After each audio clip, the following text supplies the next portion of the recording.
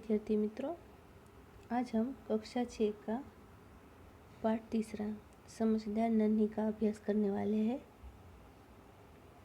इस कहानी में एक बिच्छू और एक नन्ही यानी कि बतख, एक छोटी बतख। नन्ही का मतलब होता है छोटी, पर छोटी किसकी बात छोटी की गई है, तो क्या नन्ही जो एक नन्ही बतख है उनकी बात यहाँ पर की गई है। नन्ही एक भली है और जो बिच्छू का स्वभाव तो डंक देना उनका स्वभाव है। बिच्छू है वह अपने स्वभाव के मुताबिक अपना कर्म करता है और नन्ही उसे अपने स्वभाव के मुताबिक उसे बचाती है। इस कहानी में एक अच्छा पात्र और एक बुरा पात्र दोनों की बात की गई है। इस कहानी में व्यक्ति को किसी भी परिस्थिति में भलाई करने का अपना स्वभाव नहीं छोड़ना चाहिए। यह बात प्रस्तुत की गई है।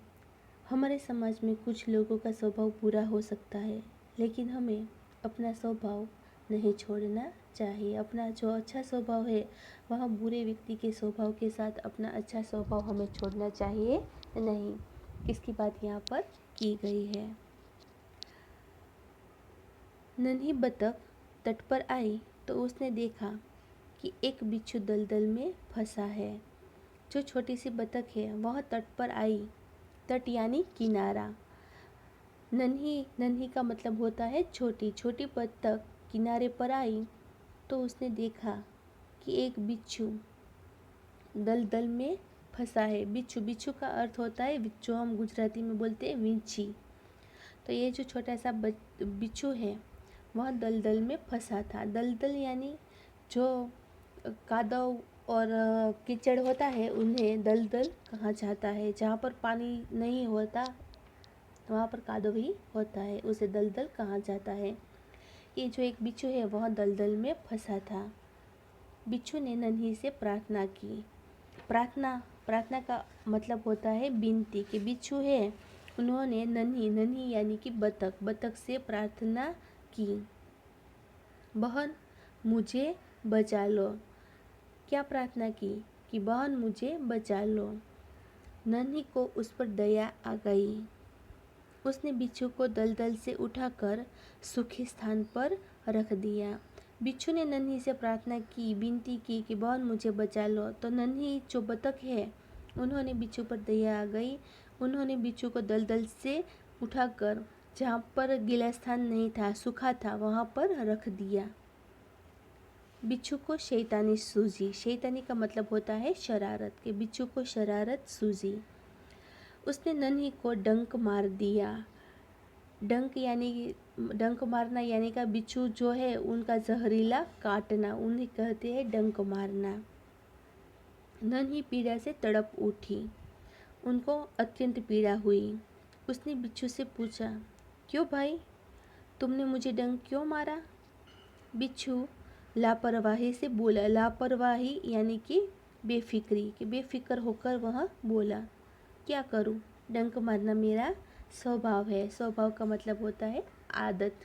कि क्या करूं, कि डंक मारना मेरा स्वभाव है। जो नन्ही थी उन्होंने बिच्छू को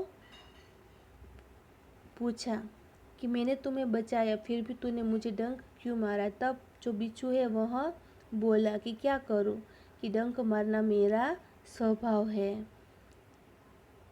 नन्ही बोली, तुम यह गंदी आदत छोड़ दो, नहीं तो कोई मुसीबत में तुम्हारी रक्षा नहीं करेगा। तब नन्ही ने उसे कहा कि तुम जो अपनी ये गंदी आदत है, बुरी आदत है, वह छोड़ दो, अन्यथा कोई तुम्हारी, जब तुम मुसीबत में होगे तब कोई तुम्हें बचाएगा नहीं, तुम्हारी रक्षा करेगा नहीं। बिच्छू उसकी बात अनसुनी कर आगे बढ़ा। अनसुनी करना उनका मतलब होता है कि बिना सुनना, ध्यान न देना। कि बिच्छू ने उनकी बात पर ध्यान नहीं दिया और आगे बढ़ा।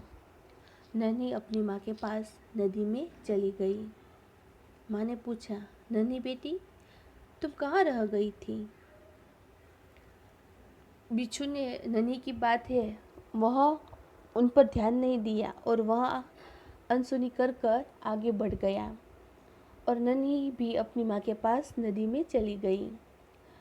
नन्ही की माँ ने नन्ही बतख से पूछा कि नन्ही बेटी, तुम कहाँ रह गई थी, कि तुम कहाँ पर रह गई थी, मेरे साथ तो नहीं थी, कहाँ चली गई थी।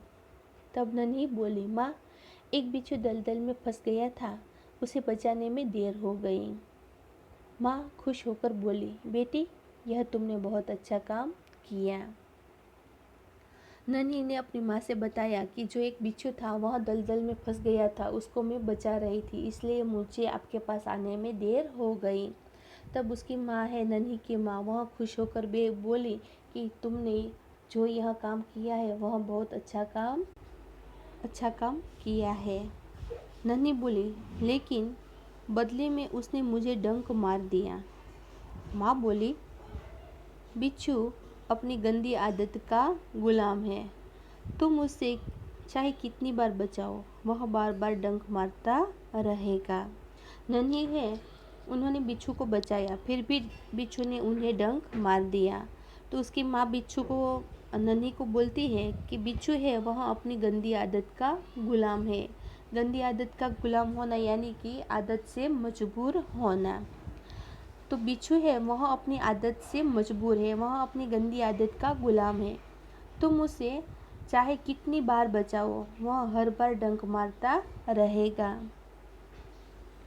नन्ही बोली, माँ, मैं उसकी गंदी आदत छुड़ा कर रहूँगी। नन्ही जो बतख है उन्होंने मन में ठान लिया था कि वह बिच्छू की गंदी आदत है उनको छुड़ा कर रहेगी। कुछ दिन बाद बिच्छू के प्राण पुनः संकट में पड़ गए। कुछ दिन बीत गए, फिर जो बिच्छू है उनके प्राण फिर से संकट में पड़ गए। वह पानी की धारा में जा गिरा और उतराने लगा। कई दिन बीत गए, फिर बिच्छू है उनके जो प्राण है वह फिर से संकट में पड़ गए। वह पानी की धारा में गिर गया और पानी में अंदर डूबने लगा। मौत को सामने देखकर बिच्छू को नन्ही की याद आ गई। यह मौत को सामने देखकर यानी कि उन्होंने ऐसा लगा कि उनकी जान जो है, उनका जीवन है, वह मुसीबत में पड़ गया है। वह देखकर उनको नन्ही की याद फिर से आ गई। वह नन्ही को पुकारने लगा। नन्ही उनकी करुण पुकार सुन ली। वह झपट कर बिच्छू के पास आ गई। जो नन्ही थी उन्होंने बिच्छू की करुण पुकार यानी कि दुख भरी पुकार है, आवाज़ है, वह सुन ली और वह बिच्छू के पास आ गई। सहसा ही उसके मन में विचार आया। सहसा यानी एकाएक, अचानक, जो उसे सहसा कहा जाता है कि अचानक उसके मन में एक विचार आया, एकाएक उसके मन में विचार आया। अब मैं इस गंदे स्वभाव वाले बिच्छू को नहीं बचाऊंगी, कि मैं इस गंदे स्वभाव वाले जो बिच्छू है उनको बचाऊंगी नहीं। बिच्छू गिड़गिड़ाने लगना जिनका मतलब होता है विनती करना, कि बिच्छू है वह विनती करने लगा, बहन मुझ पर दया करो। नन्ही का मन डोल गया। उसने सोचा हो सकता है इसने अपनी गंदी आदत छोड़ दी हो। बिच्छू गिड़गिड़ाने लगा यानी कि विनती करने लगा। क्या विनती करने लगा कि बहन मुझ पर दया करो, मुझे बचा लो। जो नन्ही बतख थी, यह जो बिच्छू की गिड़गिड़ाहट सुनकर उनका मन है वह डोल गया। मन डोलना यानी कि दया आना। तो उसने सोचा कि ऐसा भी हो सकता है कि ये जो बिच्छू है उन्होंने अपनी गंदी आदत है वह छोड़ दी होगी। नन्ही ने बिच्छू को दोबारा जीवन दान दिया। दोबारा जीवन दान देना यानी कि दोबारा बचाना। नन्ही ने बिच्छू को दोबारा बचाया। बिच्छू अपने स्वभाव के अनुसार उसे डंक मारने के लिए आगे बढ़ा। जो बिच्छू है वह अपनी आदत का, अपने स्वभाव का, प्रकृति का गुलाम था। स्वभाव के अनुसार वह फिर से डंक मारने के लिए नन्ही की ओर आगे बढ़ता है। नन्ही उसका इरादा समझ गई। नन्ही जो है वह बिच्छू का यह जो इरादा था कि क्या करने वाला है वह समझ गई। वह मुस्कुराकर बोली, मुस्कुराकर बोलना यानी कि वह हंसकर बोली, बिच्छू भाई ठिठक क्यों गए, डंक मारो। कि बिच्छू भाई आप ठिठक क्यों गए, ठिठक क्यों गए यानी रुक क्यों गए, डंक मारो। बिच्छू शर्म से पानी पानी हो गया। शर्म से पानी पानी होना यह मुहावरा है जिसका अर्थ होता है बहुत लज्जित होना। बिच्छू है वह बहुत लज्जित हो गया। वह खिसियाकर बोला, खिसियाकर बोलना, लज्जित होकर बोलना। बहन एक बात बताओ, मैंने सदा तुम्हारे साथ विश्वासघात किया, फिर भी तुमने मेरे साथ भलाई ही की, ऐसा क्यों। बिच्छू है वह शर्म से पानी पानी हो जाता है, बहुत लज्जित हो जाता है और वह लज्जित होकर बोलता है कि बहन एक बात बताओ कि मैंने तुमको बार बार तुम्हारे साथ बार बार विश्वासघात किया है, फिर भी तुमने मेरे साथ भलाई ही की है, ऐसा क्यों किया। कि कोई व्यक्ति है वह तो जो हमारे साथ बुरा करते हैं तो हम उसके साथ बुरा ही करते हैं, तो आपने ऐसा क्यों किया कि मेरे साथ बुरा नहीं किया और मेरे साथ भलाई की, अच्छा किया। नन्ही बोली, भलाई करना मेरा स्वभाव है, कि किसी का भला करना, किसी का अच्छा करना वह मेरा स्वभाव है। मैं तुमसे बदला लेने के लिए अपनी अच्छी आदत क्यों छोड़ दूँ। मेरा काम बचाना है, मैं मुसीबत में पड़े को बार बार बचाती रहूँगी। तुम्हारा काम डंक मारना है, तुम मारते रहो, देखती हो कौन जीतता है।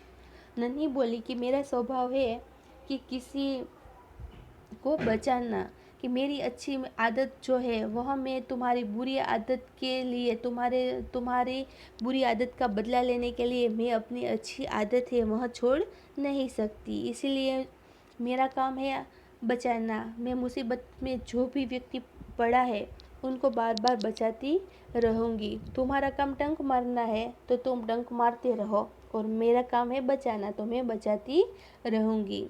देखती हूँ कि हम दोनों में से कौन जीतता है। बिच्छू पछतावे से भर गया। उन पछतावे से भरना यानी बहुत पछतावा होना। नन्ही बहन और बोला कि नन्ही बहन आज तुम जीत गई। मैं वचन देता हूँ कि अब मैं किसी निर्दोष जीव को डंक नहीं मारूंगा। वह बिच्छू है उनको पछतावा हुआ और वह बोला कि नन्ही बहन आज तुम जीत गई हो और मैं तुमको वचन देता हूँ। क्या वचन देता हूँ कि अब मैं किसी निर्दोष यानी बेकसूर, जिसका दोष नहीं है उसे निर्दोष कहा जाता है, कि मैं बेकसूर और निर्दोष जीव को डंक नहीं मारूंगा, उनको काटूंगा नहीं। नन्ही खुश होकर नदी में जल्दी यानी कि चल गई। जो नन्ही है वह खुश होकर नदी में चली जाती है। माँ ने आज फिर पूछा, बेटी कहाँ देर कर दी। नन्ही ने पूरी घटना बता दी। जो नन्ही की माँ है वह नन्ही बतख को फिर से पूछती है कि बेटी आज भी तुमने कहाँ देर कर दी। और नन्ही है वह बिच्छू और नन्ही के बीच जो भी बातचीत और जो भी घटना होती है वह पूरी घटना अपनी माँ को बताती है। माँ प्यार से बोली, प्यारी समझदार नन्ही, भले लोग अपनी बार बार की भलाई से इसी तरह बुरे लोगों को भला बनने की राह दिखाते हैं। कि जो अच्छे लोग हैं, भले लोग हैं, वह अपनी बार बार की भलाई से, बार बार की अच्छाई से जो बुरे लोग होते हैं उनको अच्छा बनाने के लिए, अच्छा बनाने की राह दिखाते हैं। नन्ही प्रसन्न होकर थिरकने लगी। नन्ही है वह खुश होकर थिरकने लगना यानी कि खुशी से नाचने लगना। नन्ही है वह खुशी से नाचने लगी। इस कहानी से हमें यह सीख मिलती है कि अच्छे लोग अपनी बार बार की भलाई से बुरे लोगों की जो बुराई है उनको भलाई की राह दिखाते हैं और भलाई की राह दिखाते हुए अपनी जो भलाई है वह छोड़ते नहीं है। धीरज और प्रेम से हम बुरे व्यक्ति की बुराई भी छुड़ा सकते हैं, चाहे वह कितना भी बुरा हो, कितना भी वह निष्ठुर हो। परंतु जो व्यक्ति अपनी धीरज और प्रेम से किसी भी बुरे व्यक्ति है उनकी बुराई को किसी न किसी दिन छुड़ा सकते हैं। इस कहानी से हमें यह सीख मिलती है।